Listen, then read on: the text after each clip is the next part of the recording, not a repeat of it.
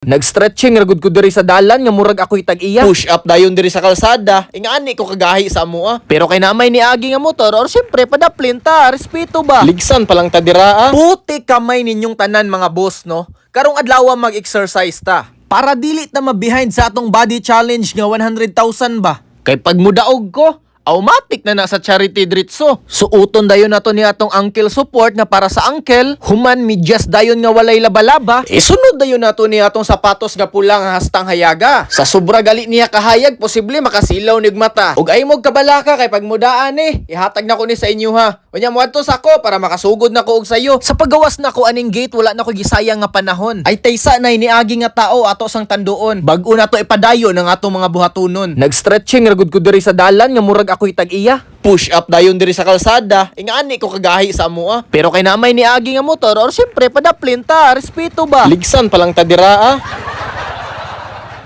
Mauday na ginatawag nga exercise on the road. Tamang shadow boxing lang. Jog in place dayon nga wala sa lugar. Sipa-sipa dayon sa kilid side to side. Jump in jack dayon nga respeto lang. Isunod dayon nato ning jogging nga kung di ka puyon di mo undang. Diri nimo makita ang tinuod nga stamina sa tao. Ug asa taman ang iyang kaya isakripisyo. Pero pagtawag na gali ng kalikasan, syempre mo undang na tanong na unsa, mobuto pa lang ning pantog na ko diri sa muka ning irua oy nangihi ragani ko pasin ako kay padayon ako ug diri na nagsugod akong intense workout kanagong i-push na nimo imong body sa imuhang limit and it's just a matter of mindset kung imuha bang makaya tanawa muhunat na kog dagan diri mura jug si The Flash ay napaisa oy second round ug hadto diri lang ko taman mga boss kay kapoy naman. Pero ug nakita ninyo akong chest tang basa ug naka-decide ko nga sakto na to akong gibuhat para karong adlaw. Mosulod na ta sa balay aron mangitag mga pagkaon. Ana man jud na mag-exercise ta. Kailangan nato ang proper nutrition.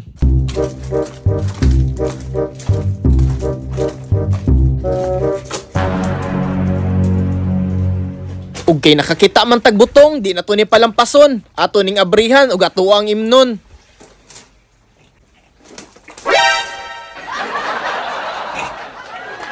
matay mo ra maglaig lasa daot naman siguro ning butunga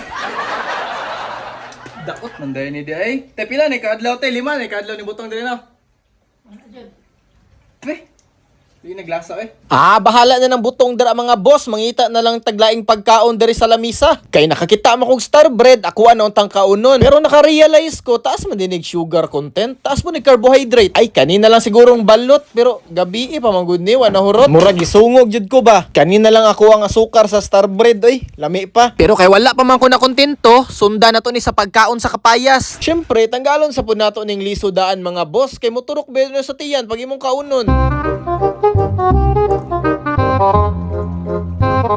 Murag nakulangan pa ko ba? Unya kay nakakita man tag saging. Mao na pud niya tong sunod kaunon. Hindot din ning saging sa muscle. Kay taas ni siya og potassium level. At load lang jud kay siya kaunon pag hilaw. Okay ra unta pag ikaw. Unsa daw? Anyway, sa akong gipang buhat karong adlaw, abi na kog okay na. Na ako'y tarong padulngan. Pero akong na-realize nga ang akong gipang kaon nga butong, saging ug kapayas, diri day ko dalon sa kasilyas. Gikalibanga naman hinuon ko aning giatay.